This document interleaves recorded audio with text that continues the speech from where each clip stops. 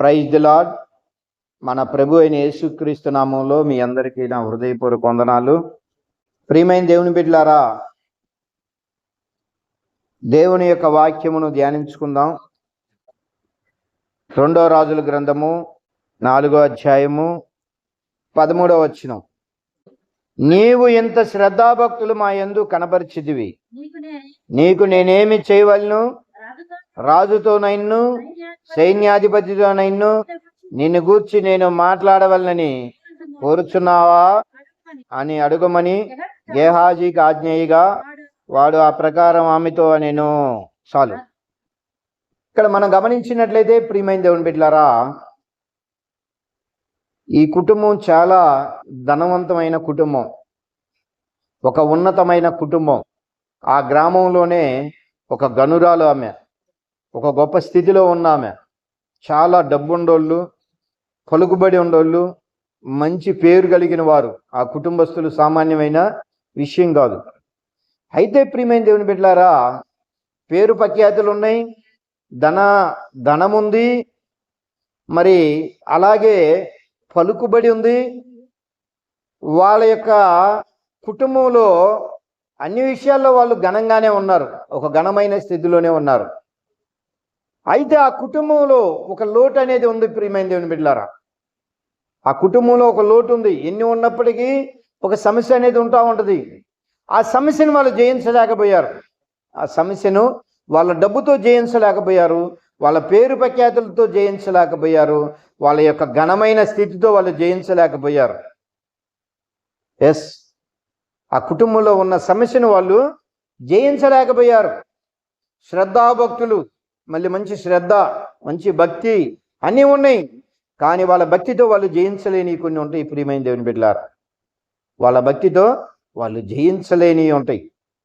అది ఆ కుటుంబంలో ఆ లోటుగానే కనబడుతుంది. అయితే ఆ గ్రామానికి ఒక దైవజనుడు వస్తూ పోతూ ఉన్నాడు. ఆ దైవజనుడు ప్రార్థనలు చేస్తున్నాడు, వెళ్తున్నాడు. అయితే ఈ యొక్క గనురాలు ఆ దైవజనుడిని చూచింది. ఆ ఇంటికి వస్తూ పోతూ ఉండటం చూసింది. తన ఇంటికి కూడా వస్తున్నాడు. అయితే ఆమె ఒక ఆలోచన చేసింది. ఈ దైవజనుడు మంచి దైవజనుడు, భక్తి కలిగిన దైవజనుడు, ఏ విషయంలో కూడా పొరపాటు లేదు, మంచి మాటలు ఉన్నాయి, అతనిలో మంచి ప్రవర్తన ఉంది అనేది ఆమె ఆలోచించి ఆమె ఏం చేసిందంటే, మా ఇంటికి భోజనంకి రాయా అని బ్రతిమలాడుకుంది. మా ఇంటికి భోజనానికి రాయా అని బ్రతిమలాడుకుంది. వాస్తవంగా ఆ దైవజనుడికి ఎవరన్నా పెడితేనే తిండి, లేదంటే లేదు. అలాంటి పరిస్థితులు. దైవజనులు వాళ్ళకి స్వార్థం ఉండదు, ధనధాన్యములు ఉండవు, పొలాలు ఉండవు, ఏముండవు. వాస్తవంగా ఇవాళ ఉన్న దైవజనులకి అన్నీ ఉంటున్నాయి అనుకోండి, పొలాలు ఉంటున్నాయి, కార్లు ఉంటున్నాయి, బిల్డింగ్లు ఉంటున్నాయి. అవన్నీ ఉంటేనే వీళ్ళు కూడా, జనం కూడా గౌరవిస్తున్నారు. భక్తి ఉందా లేదా అనేది చూస్తలా. అసలు భక్తి ఉందా లేదా అనేది ఎవరు కూడా చూస్తలేదు ప్రియమైన దేవుని బిడ్డలారా. కానీ ఇవేం పరీక్షించిందంటే, ఇవేం ఆలోచించిందంటే, ఆయన పరీక్షించింది. మంచి భక్తి కలిగిన దైవజనుడు, ఈ దైవజనుడు మన ఇంటికి వస్తూ పోతూ ఉన్న దైవజనుడు మంచి భక్తి కలిగిన దైవజనుడు అని తన భర్తతో చెబుతుంది. అయ్యా, మన ఇంటికి ఒక దైవజనుడు వస్తూ పోతూ ఉన్నాడు కదా, ఆ దైవజనుడు మంచి భక్తి కలిగిన వాడయ్యా, మంచి నమ్మకస్తుడు, మంచి ప్రార్థనాపరుడు, మంచి విధానము కలిగిన వ్యక్తి. కాబట్టి ఆయనకి మనం మేడ మీద ఒక గది కట్టి, మంచం, మరి కొంచెం దీపస్తంభం, ఆ దైవజనుడు కావాల్సిన ప్రతి అవసరాన్ని మనం తీరుద్దాం అయ్యా. ఎందుకంటే ఈ గ్రామానికి వచ్చినప్పుడు ఆ దైవజనుడు మరి ఇక్కడ కాసేపు రెస్ట్ తీసుకుంటాడయ్యా, మనకు కూడా ఆశీర్వాదమే అని ఆమె అనుకుంది అని ఆ భర్తతో చెప్పింది. ఆ భర్త ఏం చెప్పాడంటే, నీ ఇష్టం, ఏం పర్లేదు, నువ్వు అన్నీ ఆలోచించగలిగిన వ్యక్తివే కాబట్టి, ఆ దైవజనుడు భక్తి కలిగిన దైవజనుడు అంటున్నావు కాబట్టి ఏం పర్లేదు, నువ్వు ఏమైతే అనుకున్నావు అవన్నీ కూడా చెయ్యి అని తన భర్త కూడా తనకు పర్మిషన్ ఇచ్చాడు. చక్కగా వాళ్ళది మేడ, ఆ మిద్దె మీద ఇంకొక గది కట్టించి ఆ దైవజనుడికి దీపస్తంభం, మంచం ఇవన్నీ కూడా వేసి చక్కగా ప్రార్థన చేసుకోవడానికి, ఆహారం అందిస్తూ టయానికి ఆ దైవజనుడికి అన్ని పరిచర్యలు చేస్తుందమ్మ. చేస్తున్నప్పుడు ఆ దైవజనుడు ఇవన్నీ కూడా చూస్తూ, నా కోసం ఈ తల్లి ఇంత కష్టపడుతుంది, ఏం కావాలి మీకు, ఏం చేయాలి నేను అని తన శిష్యుని పిలిచి, అయ్యా ఆ తల్లి దగ్గరికి వెళ్ళి నువ్వు ఏం కావాలో కనుక్కో, ఆ తల్లికి ఏదైనా సహాయం చేద్దాం, రాజులతో ఏమైనా మాట్లాడాలా, సైన్యాధ్యక్షులతో ఏమైనా మాట్లాడాలా, ఏదైనా అవసరం ఉందేమో కనుక్కోమని ఆ శిష్యుడిని పంపినప్పుడు ఆ శిష్యుడు ఆమె దగ్గరికి వెళ్ళి, అమ్మా మా దైవజనుడు ఇలా అడిగి రమ్మన్నాడు, నీకు ఏదైనా అవసరం ఉంటే చెప్పు, మేము తీర్చగలుగుతాం. ఎందుకంటే మా దైవజనుడు రాజులతో కూడా మాట్లాడగలిగిన సమర్థుడు ఆయన అని చెప్పాడు. చెప్పినప్పుడు అంతా బాగానే ఉంటుంది.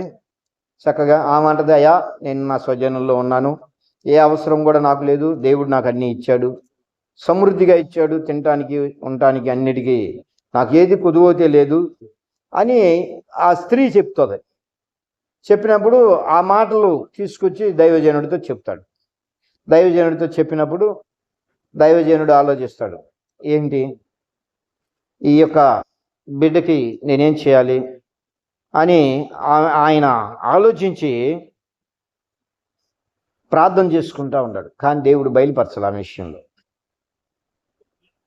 సరే ఈ శిష్యుడు ఏం చేశాడంటే ఎంక్వైరీ తీశాడు, అసలు ఏంటి కథ అని, ఏం పరిస్థితి ఏంటి, వీళ్ళకేం అవసరం, ఏమి బాధల్లో ఉన్నారు, ఏం కష్టాల్లో ఉన్నారు, చెప్పుకోలేని బాధలు ఏమైనా ఉన్నాయా అని ఆలోచించినప్పుడు వాడికి ఒక విషయం తెలిసింది ఆ శిష్యుడికి.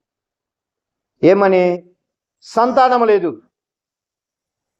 వాళ్ళకి అన్నీ ఉన్నాయి కానీ సంతానం లేదు.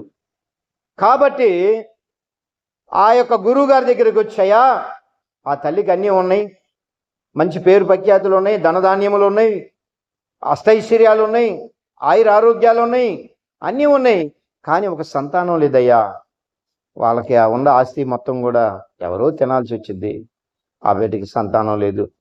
ఒకవేళ సంతానం కలిగిద్దని ఆశ కూడా లేదు, ఎందుకంటే తన భర్త ముసలివాడు కాబట్టి సంతానం కలిగే యోగ్యత లేదు ఆమెకు అని ఆ దైవజనుడికి చెప్తాడు. చెప్పినప్పుడు ఆమెను పిలవమంటాడు, ఆ తల్లిని పిలువయ్యా అని ఆ తల్లిని పిలిపిస్తాడు. ఆ తల్లి వచ్చి వాకిటి కాడ నిలబడినప్పుడు, అమ్మా మరుసటి ఏడాదికి నీ కౌగిట ఒక కుమారుడు ఉంటాడమ్మా అని దేవుని యొక్క ఆశీర్వాదాన్ని ఆమెకు అనుగ్రహిస్తాడు. చూడండి ఎంత అద్భుతమైన విషయం ప్రియమైన దేవుని బిడ్డలారా. ఆమె ఆశించలా, ఆమెది కూడా ఆశించలా. ఆశించకుండానే దేవుడి పరిచర్య చేయాలి, ఆశించకుండానే నేను దేవుడి దగ్గరకు వస్తున్నాను, నా కుటుంబం బాగుండాలి, ఆశించాల్సిన పని లేదు. నువ్వు ఆశించకుండానే నీ దేవుడు, నువ్వు నమ్ముకున్న దేవుడు నీకు ఏది ఇవ్వాలో, నీ కుటుంబాన్ని ఎలాంటి స్థితిలో తీసుకెళ్లాలో అది దేవుడు చేస్తాడు. నువ్వు ఆశించాల్సిన పని లేదు. నువ్వు చేయాల్సిన పని ఏమిటయ్యా అంటే శ్రద్ధ భక్తులు కలిగి ఆ దైవజనుడి విషయంలో అన్ని విషయాల్లో లోబడి ఆ దైవజనుడు చెప్పినట్లుగా నువ్వు చేస్తే దేవుని యొక్క దీవెన ఆ దైవజనుడి ద్వారా నీకు నీ కుటుంబానికి వచ్చింది ప్రియమైన దేవుని బిడ్డలారా. ఎందుకంటే దీవెన అనేది దైవజనుల్లోనే పెట్టాడు, ఆ దీవెన అనేది ఆ దైవజనుల్లోనే పెట్టాడు. ఎందుకంటే మీరు ఏ ఇంటికి వెళ్తారో ఆ ఇంటికి అది ఆ ఇల్లు యోగ్యమైతే ఆ ఇల్లు ఆశీర్వదించబడింది, లేదంటే అట్లాగే ఉంటుంది అని చెప్పాడు. ఆ దైవజనుడు ఎవరైనా ఇంటికి వెళ్ళాడు అనుకోండి, వెళ్ళినప్పుడు ఆ దైవజనుడు అక్కడ చేసిన ప్రార్థన ఫలితం ఉంటుంది ప్రియమైన దేవుని బిడ్డలారా. ప్రార్థన ఫలితం ఉంటుంది, ఆశీర్వాదం అనేది వచ్చింది ప్రియమైన దేవుని బిడ్డలారా. కాబట్టి మన జీవితాల్లో దైవజనుడు అయితే భక్తి కలిగిన దైవజనుడు అని ఎరిగి మనము ఆ దైవజనుడిని చేర్చుకొని మనము దేవుని ఆశీర్వాదాలు పొందుకోవాల్సిందిగా దేవుని పేరిట మనం చేస్తున్న ప్రియమైన దేవుని బిడ్డలారా. ఇంకా మనం గమనించినట్లయితే ఇంకొక విషయంలో ఒక దైవజనుడు, ఇదే దైవజనుడు వాళ్ళని ఏ విధముగా దీవించాడో, ఆ దేశాన్ని ఎలా కాపాడాడో చూసుకున్నట్లయితే ఇదే రాజుల గ్రంథంలో ఉంటుంది ప్రియమైన దేవుని బిడ్డలారా. 2 రాజులు 6వ అధ్యాయం 8వ వచనం.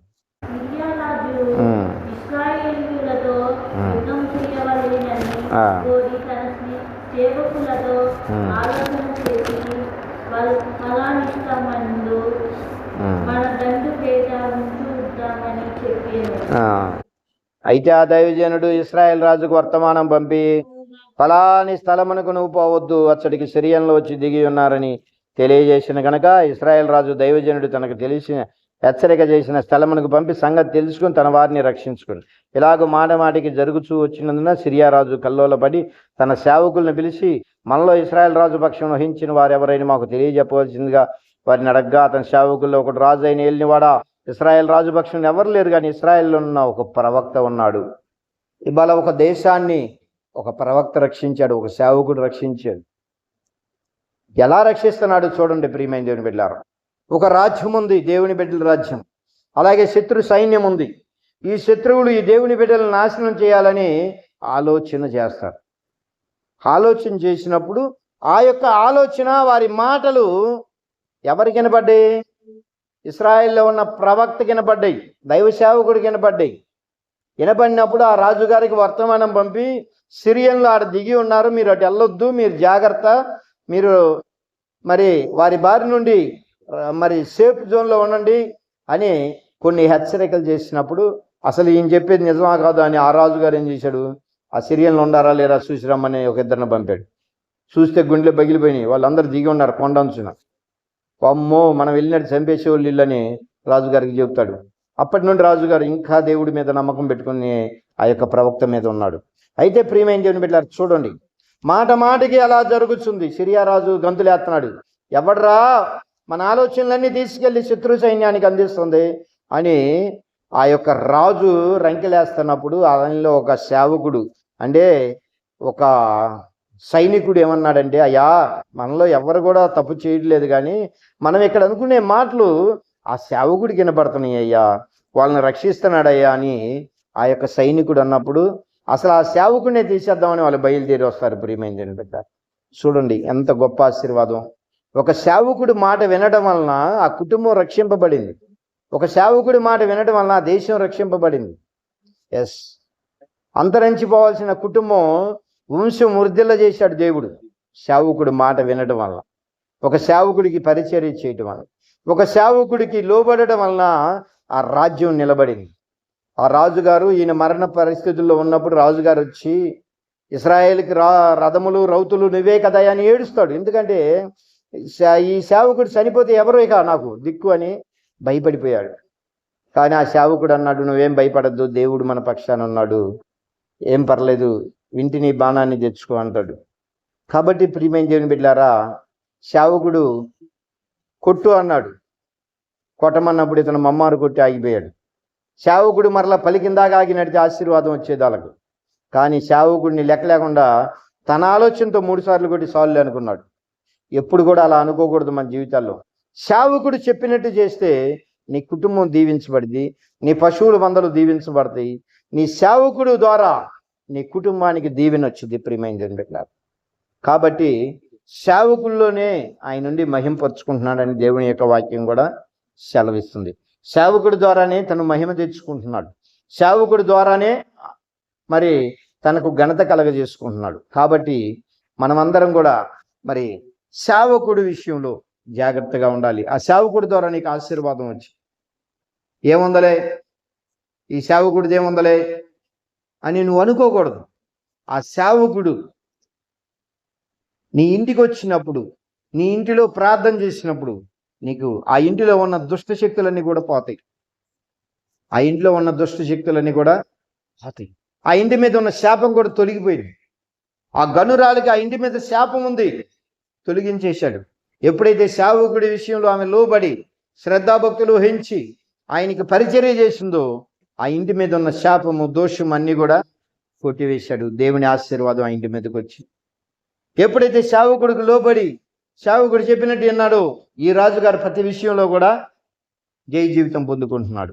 కాబట్టి ఇవాళ నీకు దేవుడు తెలియజేసేది ఏంటంటే, సేవకుడిని గణపరచు, సేవకుడి విషయంలో లోబడు, సేవకుడు చెప్పిన మాటకి విన్నట్లయితే నీ యొక్క సమస్యలన్నీ కూడా తొలగిపోతాయి ప్రియమైన దేవుని బిడ్డలారా.